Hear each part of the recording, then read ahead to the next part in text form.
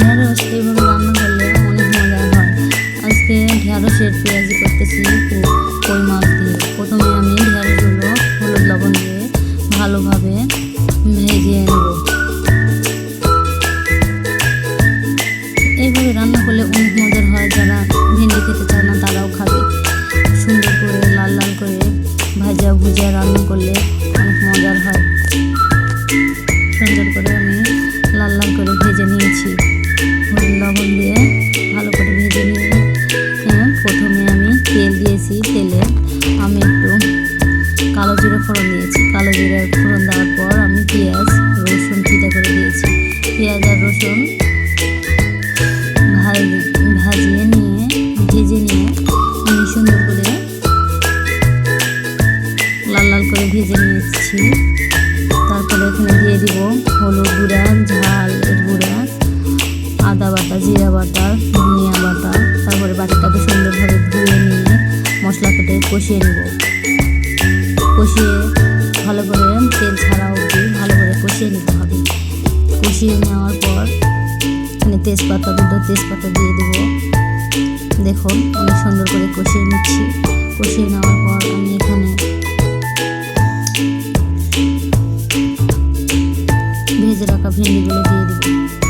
ভেজে রাখা ভেন্ডিগুলো দিয়ে ভালো করে আর একটু কষিয়ে নেব।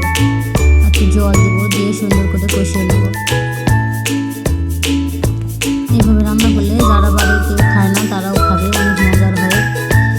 একটু জল দিয়ে আর একটু কষিয়ে নিলাম বাটনাগুলো। তারপরে ভেন্ডিগুলো ভালো করে কষিয়ে নেব। নিলে একটু ভেন্ডিগুলো একটু সেদ্ধও হবে, রান্নাটাও মজার হয়। এরপর আমি কষানো হয়ে গেলে একটু জল দিয়ে দেবো,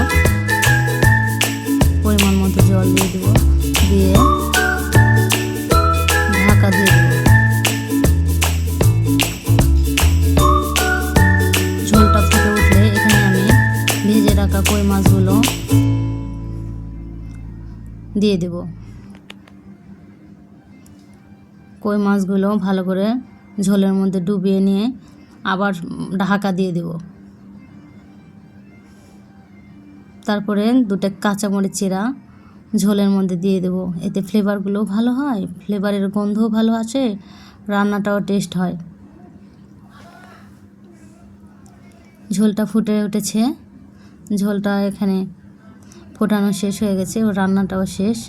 এভাবে রান্না করলে অনেক মজার হয় বন্ধুরা। আপনারা বাড়িতে একবার ট্রাই করে দেখবেন। কই মাছ দিয়ে ভেন্ডির পেঁয়াজি অনেক মজার হয়, অনেক টেস্ট হয়। এভাবে রান্না করলে অনেক মজার হয়। এভাবে আমি দেখেন বন্ধুরা।